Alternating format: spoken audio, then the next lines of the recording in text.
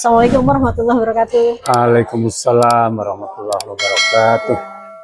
Terima kasih Bapak Dr. Ahmad Iskandar Zulkarnain ya Pak ya. Terima kasih Bapak sudah bersedia nih untuk mengisi podcast LD Zone. Mudah-mudahan manfaat. Amin, insya Allah bisa bermanfaat. Jadi memang channel kami ini khusus untuk memberikan edukasi, pendidikan dan informasi kepada masyarakat luas Bapak mengenai pendidikan, kemudian terutama saudara-saudara, teman-teman yang mempunyai talenta, mempunyai bakat ataupun skill di bidangnya, namun banyak orang yang belum mengetahui. Seperti itu Pak, ini tujuan channel kami ini. Nah, kami sangat berterima kasih nih Pak, mendapat kesempatan untuk bertemu dengan Saya juga terima Pak Iskandar kasih. Zulkarnain ya, yang bagaimana melihat dari latar belakang Bapak sangat luar biasa ini Pak, ini kegiatan-kegiatannya selama ini ya Pak ya. Nah, yang terutama ingin kami tanyakan mengenai haji ini Pak. Boleh ya Pak ya? Silakan. Mengenai haji ini Pak, banyak orang yang berniat, mempunyai niat untuk pergi haji untuk hanya beribadah. Nah, tanda kutip beribadah ini seperti apa nih menurut dari perspektif dari Pak Iskandar sendiri nih? Ya, ya, jadi haji itu kan bagian dari rukun Islam ya. Ya. Jadi memang ritual ibadahnya ada. Cuman kalau dikaitkan dengan pengelolaan keuangan haji, ekosistem haji, haji adalah sebuah ekosistem penyelenggaraan layanan publik ya. Betul. Yang kelas dunia, karena Indonesia itu penyelenggara haji terbesar, Di salah dunia, satu nomor di dunia. satu, iya. Jadi haji kalau perspektifnya penyelenggaraan dan pelayanan keuangan itu adalah ekosistem layanan haji besar, layanan publik terbesar. Jadi harus benar-benar ditata dengan baik gitu ya. Baik itu kaitannya dengan governance-nya, baik itu kaitannya dengan tata kelola keuangannya, supportingnya dan sebagainya. Jadi dalam perspektif layanan keuangan dan penyelenggaraan haji, ini sebuah ekosistem layanan publik harus benar-benar dijaga dengan baik. Jadi memang benar harus fokus, perhatian yang sungguh-sungguh ya dari pemerintah, karena ini melayani umat ya Pak ya. Apalagi begini Pak, mengenai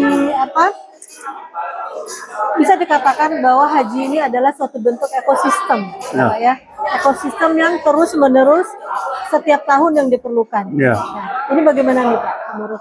Ya, sehingga ini karena ini sebuah ekosistem layanan publik. Jadi memang itu harus sustain, berkelanjutan layanan publik ini.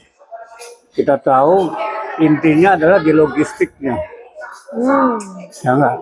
Pelayanan publiknya di logistiknya, mulai dari hal-hal yang terkait dengan pesawat, hal-hal yang terkait dengan pemondokan, catering. Ini benar-benar layanan publik ini logistiknya harus benar-benar dirasakan oleh jamaah. Merasakannya gimana? Kalau pesawat ya nyaman, gitu kan? Tidak, istilahnya seat arrangement-nya tidak terlalu dekat, karena perjalanan kan panjang, 9 jam. 9 jam. Betul.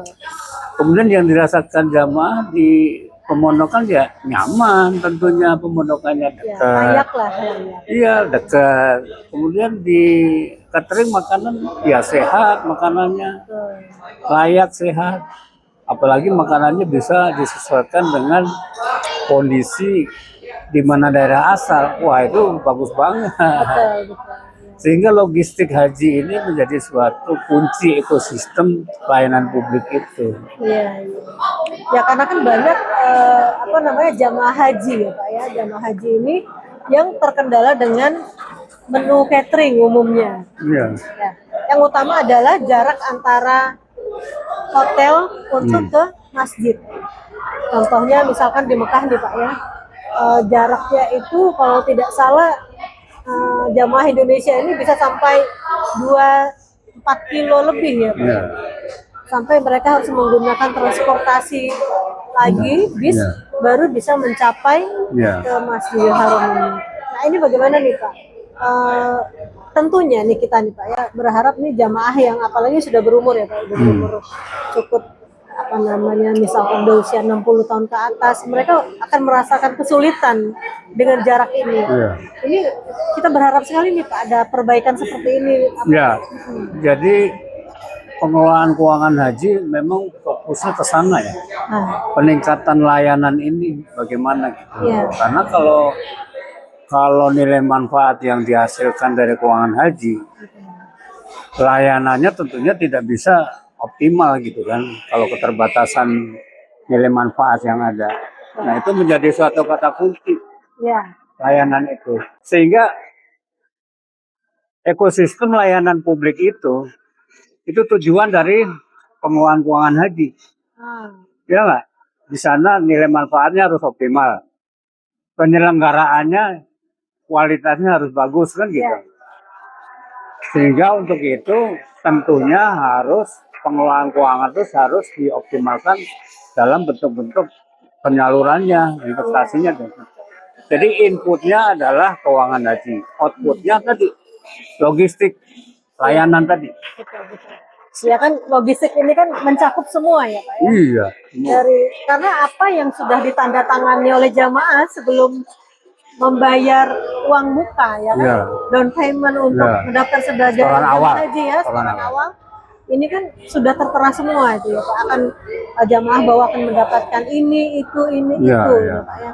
Nah pada kenyataannya terkadang jamaah kita masih belum mendapatkan sesuai dengan apa yang diharapkan. Ya. Contohnya nih Pak ya, seperti tahun 2024 lalu ya Pak ya, bagaimana maktab kita ini menjadi apa namanya cukup menjadi perhatian khusus lah seluruh rakyat Indonesia nih Pak. Ya, Ya. ya. Ini bagaimana nih Pak?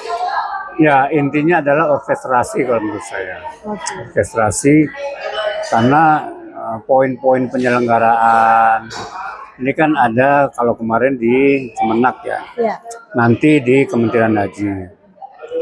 Sedangkan penyelenggaraan sendiri tidak serta-merta hanya urusan kesehatan saja. Di sana ada tadi saya bilang logistik, orkestrasi logistik layanan haji itu kan ada di sana ada kaitannya dengan catering, pemondokan, pesawat dan sebagainya. Betul. Nah ini memang harus ditata dengan baik gitu loh, benar-benar dari awal sehingga penelitian saya di disertasi saya itu menyampaikan ini harus ada orkestrasi, bahwa sekarang ada Danantara juga kan.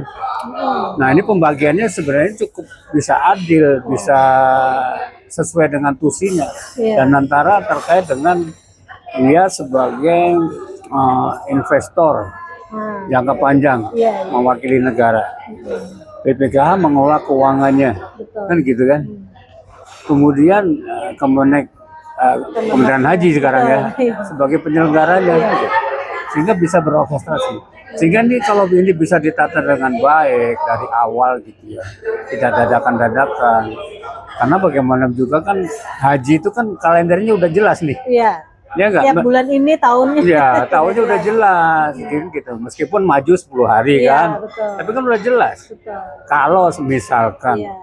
BPKH dia sudah memiliki keuangan, karena kan bagaimana juga BPKH tugasnya salah satunya adalah menyediakan likuiditas. Iya. Artinya menyediakan likuiditas itu BPKH harus siap 2 kali biaya haji harus tersedia. Sehingga itu kontrak itu kan bisa lebih awal lagi. Iya. Sehingga bisa lebih dekat, lebih murah dan sebagainya. Ini kan gini Pak, ini kan suatu sistem ya Pak, sistem Ya. sebesar yang cukup besar sekali gitu, Ya. Pak, ya, karena hubungannya dengan dunia, dengan rakyat ya Pak, yang akan menjalankan ibadah tanah suci. Ya. Ini orkestrasi ini seharusnya siapa nih Pak yang berperan yang sebaiknya? Ya, kalau bayangan saya di waktu di penelitian saya di disertasi ini sebenarnya sebuah lembaga yang bisa mengorkestrasi antar kementerian. Oke. Nah, kalau sekarang mungkin bisa difungsikan oleh Kementerian Haji. Karena haji kan melibatkan kaitannya dengan fiskal, Kementerian Iya. Keuangan, Iya. Kementerian Luar Negeri, Perlindungan, Kementerian Perdagangan, Logistik, keperluan makan, misalkan. Kenapa nggak dari Indonesia sih, jamaah kita banyak, umroh apalagi umroh 1 juta. Ikan dari kita, kemudian daging dari Ya, ayam dari disuplai kita, semua ya supply. Pak ya. Kemudian kesehatan, Ya. tentu, ya enggak. Kemudian Kominfo, kaitannya dengan data, kaitannya dengan bagaimana mendigitalisasi layanan. Terus Kementerian Keuangan jelas pasti. Kalau setiap Lebaran coba kita lihat kan ada kebijakan fiskal. Iya. Pemerintah memberikan kebijakan fiskal yang kaitannya dengan pesawat untuk mudik. Iya. Itu bisa 12% loh diskonnya. Kenapa haji dan umroh tidak? Betul. Umroh lebih dari 1 juta, Iya. hampir 2 juta sekarang. Haji demikian juga. Kan itu bisa dilibatkan. Iya. Kementerian Perhubungan tentunya. Iya. Ya enggak? Sehingga orkestrasi ini bisa dimainkan oleh peran Kementerian Haji. Sehingga dengan orkestrasi ini kemudian ekosistem layanan publik ini bisa dikendalikan dengan baik, bisa di manage dengan baik, sehingga tentunya dampaknya kemana? Dampaknya ke jamaah tentunya. Mereka nyaman dengan hotelnya. Nyaman itu tidak hanya nyaman suasana hotel ya, tapi dengan manajemen yang Semua, baik, ya, bisa lebih pelayanan, dekat gitu kan. Kemudian makannya juga bisa lebih sehat, sesuai. Apalagi kemarin-kemarin itu ada zonasi ya. Iya. Jadi ada zonasi, layanan zonasi. Sehingga dengan zonasi ini kan namanya orang kampung, misalkan orang Jawa misalkan gitu ya. Dia jangankan pergi haji, keluar kampungnya aja baru itu. Nah kalau mereka dicampur dengan Sumatera Barat, udah nggak nyambung tuh. Iya. Baik itu bahasanya dan Ya, itu tahun makanan. lalu ya Pak ya, 2002. Dengan adanya zonasi kan Jawa dengan Jawa, dia keluar maktab sama-sama ngomongnya. Nah kalau itu diikuti dengan makanan, lebih bagus lagi. Karena makanan itu adalah hal yang terkait dengan Kesehatan. jaga kesehatan. Iya. Haji adalah ibadah fisik. Betul. Gitu. Lalu bagaimana Pak dengan kalau dari sisi keuangannya? Ya, dari sisi keuangan kan sebenarnya peran BPKH ini kan harus menghasilkan nilai manfaat untuk tadi dalam tanda kutip mensubsidi tadi ya. Iya. Sehingga optimalisasi nilai manfaat itu dari penempatan di bank, dari investasi. Sehingga investasi ini menjadi tujuan utama untuk menghasilkan nilai manfaat. Nah, hasil penelitian saya ya memang harus ke investasi langsung yang porsi yang banyak. Kalau kemarin-kemarin kan dibatasin nih, langsung hanya 30%, tidak langsung investasi ya 20%, penempatan di bank 30%, sisanya di emas. Tapi kalau dengan kita kaitkan dengan investasi langsung di ekosistem haji, relatif resiko lebih terkendali. Karena jelas kok, kita mengelola hotel yang kita beli atau kita sewa, jelas dipakai. Haji itu kan sepanjang masa. Benar. Iya nggak? Sampai kiamat.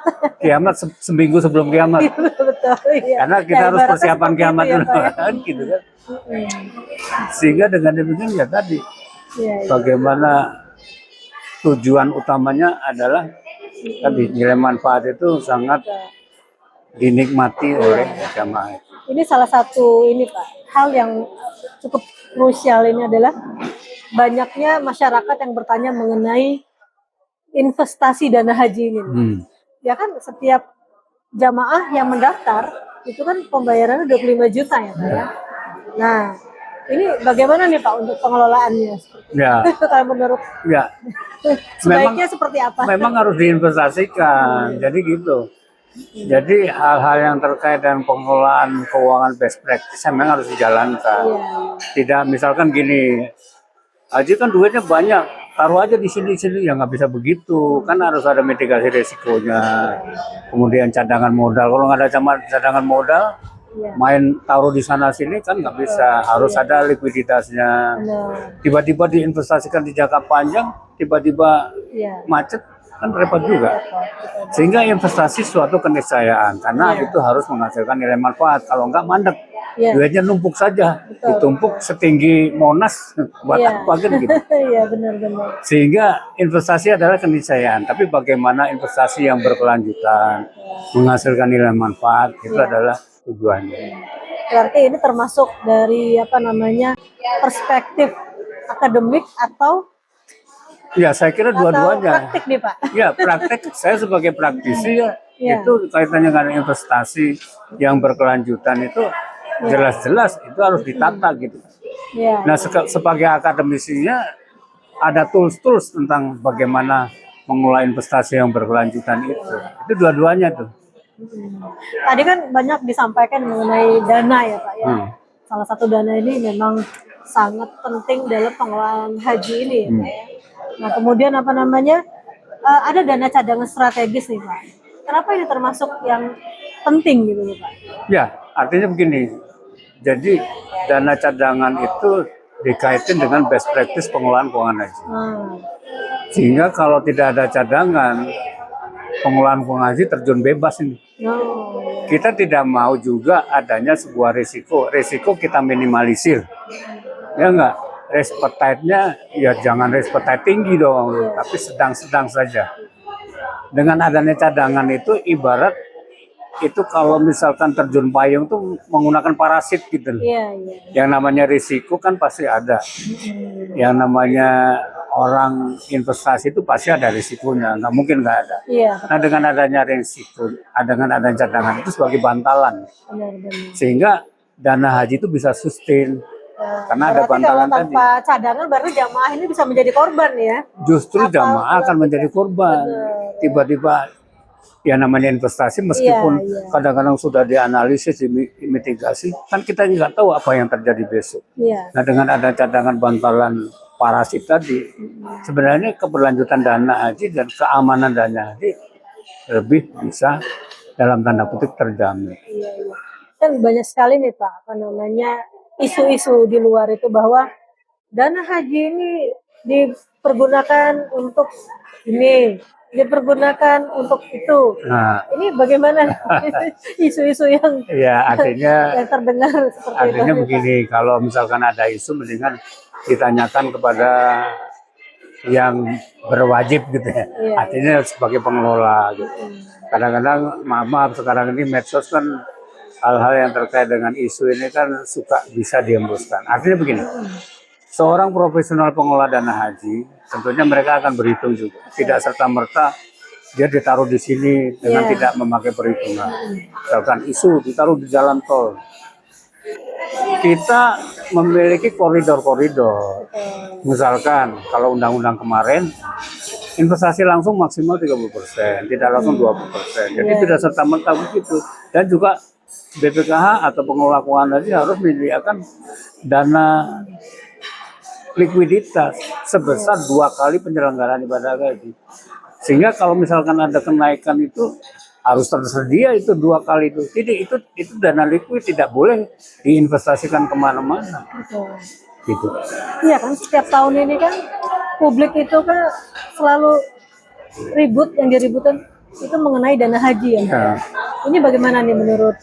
Ya menurut saya gini. Jadi BPK selaku yang diberi amanah pemerintah untuk mengelola dana haji, saya kira sudah profesional ya.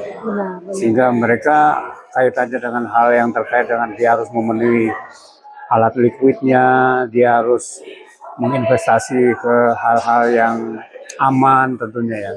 Nah antara aman dan menguntungkan ini kan suatu kayak dua mata uang ya, yang berbalikan. Di satu sisi aman, tapi tentu saja tidak menghasilkan keuntungan yang lebih kan. Di satu sisi berisiko, tapi keuntungannya tinggi, gitu kan? Ya artinya no risk no gain. Nah disinilah peran BPK sebagai pengelola keuangan itu harus menjaga ini. Dia juga harus menerapkan nilai keuntungan manfaat yang optimal, tapi juga harus aman. Nah salah satu alat-alat tadi kan harus ada cadangan dan sebagainya. Kalau nggak ada cadangan nggak berani terjun payung, sehingga ditaruhlah mayoritas masih di SBSN misalkan. Itu karena parameter-parameter keuangan belum terpenuhi di sana. Berarti kan dengan parameter ini tadi yang disampaikan, kemudian penjelasan tadi Pak ya, dan kemudian kejadian yang sudah berulang setiap tahunnya, sepertinya ini Pak, kalau menurut eh, pendapat publik, naik atau tidak naik biaya haji ini sama saja Ya, dampaknya. ya. Apa benar ini? Ya, kalau naik tidak naik dampaknya sama saja ya memang yang namanya biaya itu kan selalu ada kenaikan. Asalkan itu diikuti ya, diikuti dengan tingkat layanan tentunya, tingkat layanan. Kalau tingkat layanannya apa sih kenaikan yang mesti diabsorb atau jamaah menerima? Ya dia punya layanan bagus. Misalkan tingkat ekonominya dia juga mampu gitu. Nah, apalagi ke depan itu kan nanti ada hal-hal yang terkait dengan haji mandiri dan sebagainya. Visi Saudi 2030, haji mandiri itu kan semisal ada orang yang mau lewat jalan tol, ada yang mau lewat jalan reguler kan gitu. Ya. Sehingga dengan demikian orang kalau mau lewat jalan tol ya silakan. Tentunya di sana ada harga yang harus dibayar yang lebih. Nah, kalau menurut hemat kami dan juga hasil penelitian saya menyebutkan bahwasanya haji itu memang apalagi subsidi haji ya, yang nilai manfaat yang digunakan untuk menambah biaya haji atau orang biasa sebut subsidi haji itu harus diperuntukkan orang-orang yang tentunya orang kalau kita ngomong tidak mampu dia istitoah, jadi orang-orang yang tepat lah gitu ya, orang yang tepat gitu kan, tidak semua disubsidi maksud saya gitu, jadi orang-orang yang tepat. Nah tentunya nanti pemerintah atau Kementerian Haji memberikan kriteria orang yang tepat disubsidi yang kayak apa sih? Kalau yang sekarang kan semua nih yang mendaftar haji reguler semua disubsidi. Misalkan gini, pada saat saya mendaftar nilai ekonomi saya, misalkan kapasitas ekonomi saya belum mampu gitu. Tapi pada saat saya harus antri 20 tahun, di tahun ke-10 saya sudah mampu. Apakah saya juga harus subsidi? Mestinya dikasih opsi. Oke, Anda bisa keluar dari layanan ini, Anda bisa menggunakan jalur-jalur tadi jalan tol. Karena dia sudah punya kemampuan ekonomi yang lebih. Sehingga dengan begitu sebenarnya antrian akan otomatis turun. Iya. Saya diberikan kebebasan jamaah itu. Silahkan. Sehingga jamaah yang benar-benar dia berhak atas subsidi itu, ya saya bahasakan orang yang berhak gitu ya. Karena kan orang istitoah itu harus istitoah mampu, tapi yang berhak lah. Kalau tidak semua bisa diratakan, jadi orang yang berhak saja yang tinggal nanti Kementerian Haji, pemerintah tinggal memberikan kriteria aja, siapa aja sih yang berhak. Iya, jadi kan apa namanya dengan begitu bisa mengurai antrian tadi ya. Apalagi visi Saudi 2030 akan kuotanya akan lebih banyak kok. Kalau misalkan sekarang 210.000 jamaah, misalkan akan dinaikkan 2 kali lipat aja menjadi 400.000, 500.000. BPKH nggak akan mampu. Gitu loh. Apalagi dinaikkan 3 kali lipat. Sehingga tadi tuh diberi kebebasan lah. Yang mampu, yang mereka pengen cepat. Ya konsekuensinya yang menggunakan reguler tadi subsidi ya konsekuensinya agak panjang, tapi tidak seperti sekarang. Sekarang kan semua diratakan nih antrian sampai 47 tahun. Mungkin dengan begitu, apalagi sekarang pemerintah juga sudah memberikan kebijakan kaitannya dengan antrian disamaratakan. Sudah turun kan menjadi 26. Nah sehingga dengan tadi kebebasan tadi bisa lebih turun lagi. Nah ini kan untuk mencapai salah satu yang sering disebut-sebut adalah kemaslahatan ya. Betul. Jadi sehingga dengan apa namanya usaha tadi bisa maslahah tadi bisa didapat secara nyata. Secara nyata, betul. Ini masalahnya secara nyata ini seperti apa sih Pak sebetulnya? Ya artinya kemaslahatan secara nyata ini yang berkeadilan tadi, masyarakat berkeadilan tentunya. Karena bagaimana juga tadi saya bilang tidak semua harus disubsidi. Yang berhak saja. Ini masyarakat secara berkeadilan. Iya. Soal ini Pak tadi juga apa namanya kemaslahatan. Kemudian ini kan dana haji ini adalah dana amanah sebetulnya, dana amanah umat ya. Ini bagaimana dalam pengelolaannya apabila ada regenerasi nih Pak, untuk pengelolaan dana haji ini? Ya, artinya begini, dana haji ini kan harus berkelanjutan. Berkelanjutan itu artinya kebijakan yang diambil sekarang akan berdampak ke periode berikutnya. Ya. Sehingga apapun pengelola berganti, kalau konsepnya, tata kelolanya itu sudah dilakukan secara holistik, berkesinambungan, saya kira nggak ada masalah siapapun gitu. Karena intinya adalah di tata kelola itu sendiri. Jadi harus benar-benar holistik A to Z, benar-benar. Tapi kalau tidak, karena apa yang kita lakukan sekarang kan artinya itu menjadi warisan berikutnya kan. Ya kalau sekarang maaf kurang terkelola, tidak tertata dengan baik, warisannya tentunya tidak baik. Nah intinya adalah tadi keberlanjutan tata kelola tadi.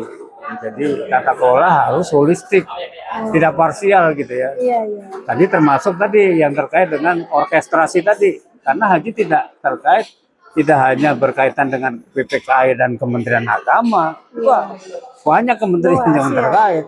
Itu kalau salah ada 8 kementerian terkait dengan haji ini ya Pak? Iya betul. Itu ada pariwisata, imigrasi, ya kan? Ada keuangan, perdagangan ya, semuanya.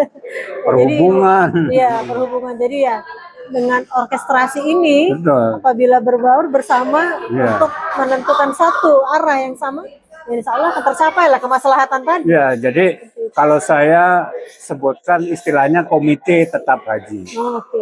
Jadi sebuah komite tetap yang terdiri dari beberapa kementerian.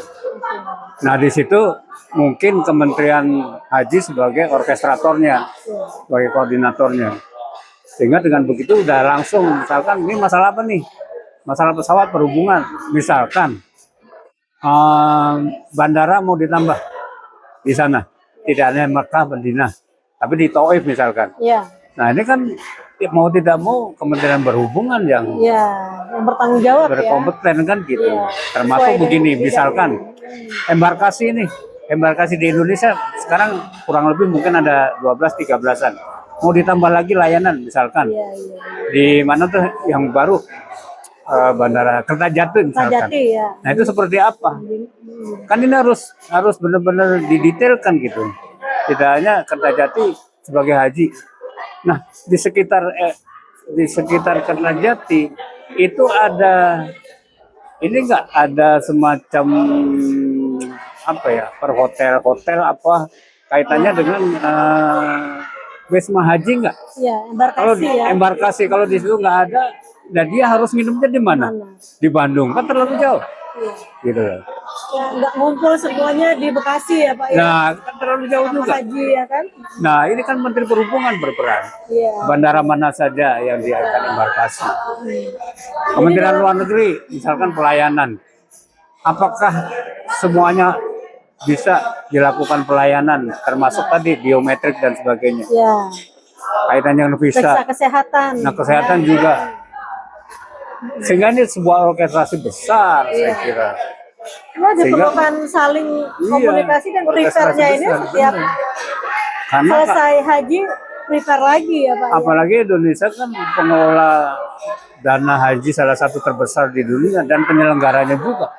Kalau kita bisa menyelenggarakan dengan best practice yang baik, dengan ekosistem baik, dengan tata kelola yang baik, bisa menjadi contoh dunia nih. Gitu loh. Semua akan belajar ke kita. Masalahnya sepertinya di tanah suci itu di Mekah Madinah paling banyak tuh orang Indonesia Pak. Itu dia. Ke kiri kanan Indonesia. Ke belakang Indonesia semua. Itulah karena memang kita mayoritas Muslim. Ini Pak Iskandar, apa sih haji itu bagi negara? Haji bagi negara adalah pelayanan. Pelayanan logistik. Pelayanan ekosistem logistik yang harus diselenggarakan oleh negara. Itu. Jadi negara harus melayani ekosistem logistiknya. Penerbangan, perumahan, pemondokan, makanan. Semua ya. Dalam konsep ketatanegaraan ya. Iya. Dalam konteks ibadah tentunya haji, rukun Islam 5, dan lain sebagainya. Jadi dalam konsep ketatanegaraan, haji adalah layanan ekosistem publik, layanan publik, ekosistem Jadi, layanan publik. apabila ini tercapai, Ya. ekosistem ini terlayani dengan baik, ini Ya. Pak ya. Jadi sudah bisa nyambung dengan Pancasila ya enggak? Oh iya, jelas keadilan sosial kan. Iya. Ya kan? Sila pertama kan ketuhanan yang Maha Esa. Ketuhanan udah kan gitu.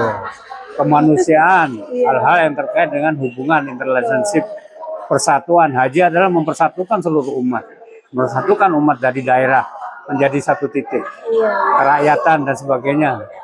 Dia dipimpin oleh seorang orkestrator tadi kan, Iya. Negara ya kepemimpinan. Pak ya. Nah, Pemimpinan. kemudian keadilan, Nah, dia harus dikelola dengan keadilan yang baik. Kayak tadi sampaikan, tidak semua harus memanfaatkan subsidi, gitu. betul. Keadilan sosial. Adil tadi ya. Iya, sehingga kalau menurut saya tuh kalau keuangan haji ini dikelola dengan profesional, ya enggak?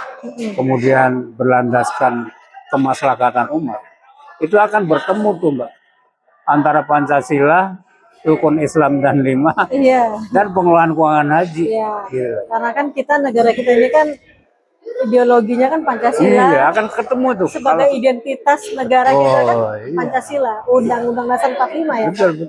Nah, ini Pak, tadi menyatakan bahwa dengan haji yang tidak mesti harus nunggu 47 tahun, kemudian sekarang pemerintah memberikan sama rata, semua provinsi diberikan kesempatan untuk daftar tunggu jadi 26 tahun.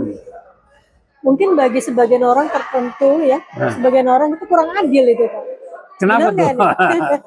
Ya karena dia sudah menunggu 20 yang lain tahun. udah Iya. misalkan yang lain udah sampai ke 30, Ya. sekarang 26 gitu ya. Ini gimana nih Pak? Nah, ini kan kaitannya dengan keadilan sosial bagi seluruh rakyat Indonesia. Artinya Iya. kan keadilan itu tidak seperti misalkan kue 10 dibagi 2 semua masing-masing sama, nggak begitu. Iya. Artinya kan kita harus misalkan yang sudah 30 tahun menjadi 26 ya baguslah. Ya. Gitu kan. Yang sudah antri 27, 26. Yang baru antri misalkan pendek ke 26 ya pendek kan gitu.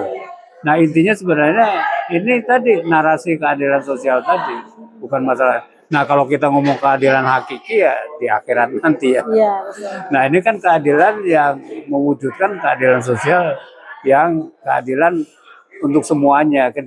Iya. Karena kan ibadah haji ini adalah memang impian setiap muslim. Impian setiap muslim. Setiap muslim. Antrian 26, 47 itu belum ada apa-apanya dengan Singapura, Malaysia. Malaysia lebih dari 100 tahun. 100 ya? Iya.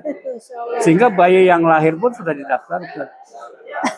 Nah, ini mungkin juga para ahli fikih ini mungkin untuk semacam memberikan suatu panduan Iya.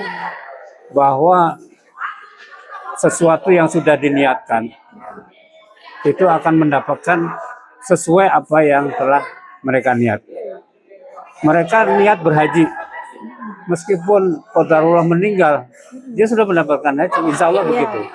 Nah, ini para ahli fikih bisa memformulasikan itu sehingga orang tidak, ya kayak di Malaysia, pokoknya lahir daftar, dulu, iya. bahwa nanti berangkat enggak itu sudah dicatat gitu. Iya. Niatnya sudah dicatat dan akan mendapat ganjaran sesuai apa yang diniat. Mungkin ya para ahli fikih bisa mengkaji itu sehingga Fikih dan istimewa ulama ya. bisa jamaah juga bisa ditenangkan gitu ya. Saya udah antri sekian tahun gitu. Memang itu shock juga kan Iya. setiap orang 47 tahun kita Indonesia. Betul. Ternyata Malaysia lebih lama lagi 100 Lebih lama tahun lagi, ya kan iya. ya. Nah, inilah jadi sepertinya kan sekarang pemerintah berusaha untuk memberikan yang terbaik untuk semua jamaah, semua rakyatnya ya Pak Iya, ya. Banyak sekali hal-hal yang dilakukan oleh pemerintahan Bapak Prabowo ya. Dalam upaya-upaya untuk yaitu Pancasila tadi bisa tercapai dengan Betul. secara nyata Pengamalan ya, Pak, ya. itu pembukaan undang-undang dapat. Undang-undang dasar kan jelas. Iya, betul. Kesejahteraan umum akan tercapai di sana. Iya. Ya itu tadi, tentunya dengan bergandengan tangan. Ya, berorkestrasi. Berorkestrasi, komunikasi. Iya. Kalau di atas kepentingannya adalah kepentingan rakyat, insya Allah tujuan ini tercapai semua. Insya ya. Allah, insya Allah. Seperti itu. Ya, kepemimpinan Presiden Prabowo kan jelas sekarang. Iya. Sudah berinisiasi untuk akan membangun Betul. kampung haji di sana. Iya. Itu sudah luar biasa deh. Betul. Apalagi memberikan kemudahan untuk rakyat kemudahan Indonesia. rakyat Indonesia, apalagi harus memang harus inline, harus sejalan dengan visi Saudi 2030. Iya. Nanti akan dibuka sebesar-besarnya lagi. Sehingga pemerintah pun tentunya yang dilakukan pemerintah Prabowo kan dengan membangun tadi kampung haji, salah satunya untuk mengantisipasi itu layanan. Karena yang sekarang kondisi sekarang umroh kan sudah 2 juta. Betul. Kuota 210. Tidak menutup kemungkinan bisa dinaikkan menjadi 500.000. Asal kita siap. Ya, bagaimana kita siap itu menjadi tantangan, harus kita persiapkan. Tata kelolanya harus kelas dunia. Iya, kan gitu kan. Seperti negara-negara lain kan mereka memberikan pelayanan haji kepada rakyatnya kan luar biasa ya, seperti apa? Amerika, Australia kan mereka. Ya, mereka karena cuma sedikit. Jadi kita mengevakuasi 200.000 tugas berat sekali. Paling tidak kita berusaha tahun itu makin baik dan rakyat kita tidak terlalu jauh Pak untuk di Arafahnya itu, kita berharap seperti itu ya. Karena yang paling utama itu ketika di Arafah. Ya, haji adalah Arafah. Haji adalah Arafah ya kan. Kalau Arafahnya ini tidak terlalu jauh untuk lempar jumroh, ya yang sudah berusia lanjut mungkin tidak harus. Ya mungkin harus ada kriteria kali ya Pak yang yang usia inilah pentingnya ini. Pentingnya mengelola. Jadi mengelola keuangan tujuannya adalah pelayanan ekosistem logistik tadi. Betul. Kalau nilai manfaat yang dihasilkan dari pengelolaan haji optimal gitu kan, sehingga ekosistem logistik itu juga akan tercapai dengan optimal juga gitu, layanan penyelenggaraannya. Dia bisa, ya kalau di Arafahnya kan memang satu wilayah ya, yang utamanya memang di Mina ini agak berat nih. Mina betul. Nanti jangan sampai bermalam kan 2 malam di Mina. Jangan sampai lemparnya jauh banget gitu kan.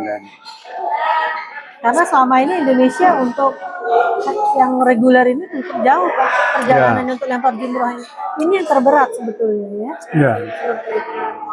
Nah kalau ke depan kan pemerintah Saudi kan sudah membangun, nantinya mungkin tidak berupa tenda ya, berupa hotel-hotel. Saya kira mereka juga sangat serius melayani ini, sehingga mau nggak mau kita juga harus mengikutinya gitu. Iya. Sehingga pengelolaan keuangan haji tujuannya memang agar mendapatkan nilai manfaat yang paling optimal, sehingga orkestrasi kaitannya dengan ekosistem logistik layanan publik ini dapat dicapai dengan optimal.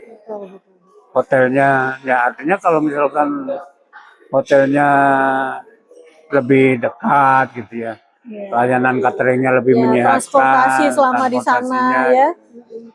Nah kalau sekarang sebenarnya jauh pun kan sekarang sudah ada layanan bis sholawat gitu ya. Sebenarnya nggak terlalu, sebenarnya kesiapan jamaahnya juga harus disiapkan karena haji itu ibadah fisik. Kadang-kadang mereka sudah antri 20 tahun. Jadi minggu-minggu pertama itu semangatnya luar biasa. Misalkan dia datang ke Madinah, dia ngejar arba'in. Nah pada saat hari hanya haji udah lemah. Nah ini pembimbingan ini harus benar-benar benar gitu loh. Kadang-kadang semangatnya ini pada saat hari hanya wukufnya malah sakit. Ya, itu mungkin bisa disampaikan ketika manasik ya. Manasik ya, itu perannya untuk gunanya untuk manasik kan seperti ini ya. Bimbingan ini tidak hanya kumpul-kumpul, diceritakan di sana pemutaran video, terus yang sini, nah ini yang efektif seperti apa mesti diformulasikan. Kadang-kadang kita tahu ini yang diterangin begini-begini, di sini ngobrol sana sini, pada saat di sana tidak. Ini harapannya apa nih Pak untuk ibadah haji next 2026 ini? Karena kan kondisi sekarang kan sudah banyak pembenahan-pembenahan yang dilakukan oleh pemerintah. Harapannya apa nih Pak Iskandar? Ya artinya kan Kementerian Haji ini kementerian yang baru, semangat baru tentunya. Ya. Jadi beberapa hal-hal yang kemarin sudah dilakukan evaluasi tentunya. Dan persiapannya udah sejak dari kemarin-kemarin ya. Sehingga kita harapkan layanan ini akan semakin maksimal gitu ya. Ya sebenarnya ukurannya sangat gampang. Jamaah akan terlayani dengan baik, baik itu kaitannya dengan makanan, kaitannya dengan catering, kaitannya dengan pemondokan, kaitannya dengan penerbangan. Ukurannya di situ saja kalau mereka terlayani dengan baik. Nah ini kesuksesan intinya di karena haji adalah kalau kaitannya dengan manajemen pengelolaannya adalah tadi yang saya sampaikan di awal adalah orkestrasi layanan publik. Orkestrasi layanan publik di mana? Ya tadi di logistiknya seperti apa, pemondokannya seperti apa, cateringnya seperti apa, dan penerbangan. Kalau itu jamaah merasa nyaman terlayani, itu saya kira ukurannya di sana. Yang paling utama juga sepertinya ini ya Pak, petugas haji. Oh ya. Itu petugas hajinya harus yang paham betul yang sudah juga, pernah haji ya. Pernah haji. Jangan yang belum pernah haji belum ya pernah Pak. Haji. Aduh, Ya, itu jadi masalah lagi. Nah artinya begini, sebenarnya di kita ini kan sudah ada KBIH ya. Ya. Kelompok Bimbingan Ibadah Haji dan Umroh. Mereka sudah pasti tahu banget dan mereka setiap tahun dan kadang-kadang setiap bulan mereka membimbing umroh. Kenapa nggak dilibatkan mereka? Ya. Artinya sekarang sudah, cuma dimasifkan aja mereka. Mereka membimbing juga kok. Mereka tahu apa yang mereka harus lakukan. Iya. Ya jangan sampai tadi petugas tapi belum pernah haji. Belum pernah haji ya. Seperti yang pernah terjadi ya Pak ya. Sampai bingung jadinya. Sehingga kalau petugas itu sudah pengalaman bagaimana dia harus menghandle orang tua dan sebagainya. Iya. Apalagi dia harus bisa bahasa Arab dan sebagainya. Betul. Minimal bahasa Inggris ya. Saya kira KBIH dan Ikatan Persaudaraan Haji tepat. Mereka kan punya tenaga-tenaga yang terampil, terdidik. Dan itu pekerjaan dia gitu loh. Iya. Ini juga dari Kementerian Agama juga membuka kesempatan untuk menjadi petugas haji ini kan Pak ya. Ya, dengan kriteria tertentu ya. Nah kita harapkan ya mereka yang tahu betul gitu ya. Iya. Kita berharap karena kan ini berhubungan dengan berapa ratus jamaah yang haji ini ya kan yang akan dibimbing, yang akan menjadi tanggung jawab sebagai petugas haji ini ya kan Pak ya. Meskipun sudah ada ketua rombongan, ketua rombongan. Iya, beda lagi tuh. Apalagi jamaah kita ristinya itu hampir 60%, risiko tinggi. Usia di atas 60% itu 60%. Di atas 60 tahun itu 60%. Nah, ini harus ada keseriusan. Ya, keseriusan pemerintah dalam arti pengawasan kepada jamaah yang usianya udah lanjut ini. Iya, termasuk sebenarnya jangka panjang yang agak strategis memang waktu itu pernah ada kampanye haji muda. Itu strategis. Karena haji adalah ibadah fisik. Betul. Ibadah fisik. Bagaimana juga wukuf, apalagi wukuf ya. Tiap hari aja. Dia harus tawaf sa'i, harus ke masjid. Fisik. Benar. Sehingga kalau misalkan antriannya masih seperti sekarang gitu ya. 25, 26 tahun, kalau dia mendaftar haji di usia 30, berangkat bisa 50, 60, masih fit gitu ya. Kalau tidak salah pernah dari pemerintah Saudi ini mengungkapkan persyaratan batas usia haji, jamaah haji. Jadi bagaimana nih cara menghandle-nya nih untuk kita ini Pak, yang memang mayoritas jamaah haji Indonesia ini udah berumur semua ya. Risiko tinggi berumur semua. Betul. Ya artinya memang pemerintah Saudi juga kaitannya dengan istitoah, sekarang bahasanya istitoah fisik ya. Tidak hanya istitoah terkait dengan istitoah kemampuan finansial. Betul. Tidak finansial tapi fisik dia. Jadi 2F ini harus terpenuhi. Istitoah finansial dan istitoah fisik. Sehingga ya memang edukasi kaitannya dengan misalkan jamaah haji yang nantinya 2 tahun mau berangkat atau setahun sebelumnya benar-benar kesehatan. Ya bagaimana juga itu bagian dari takdir juga, kita nggak Iya, tahu. rezeki. Cuman Allah. daripada nih, mohon maaf, bukannya kita membatasi orang berhaji gitu ya, daripada merepotkan di sana gitu, yang harus terpaksa. Mungkin dia sudah mendaftar harus berangkat. Ya, Kalau tidak salah juga apa namanya dari pemerintah kita juga memberikan kesempatan ada pendampingan jamaah ya. ada pendampingan. Pendamping. Sehingga di situ fisik itu menjadi kunci karena haji adalah ibadah fisik. Ya. Sehingga jangan sampai di sana menjadi memberatkan juga. Ini salah satu haji kan termasuk takdir juga kali. Orang bagaimana juga kadang-kadang sudah sampai di bandara nggak bisa berangkat bisa juga. Iya. Tiba-tiba orang nggak kepikiran, kamu bisa berangkat bisa aja begitu. Ya itulah panggilan ya Pak Haji. Namanya panggilan haji itu panggilan kan. Iya, ya itulah kita berharap apa yang sudah diupayakan oleh pemerintah ini dipermudah ya Pak. Jadi Allah mudahkan semuanya berjalan lancar ya.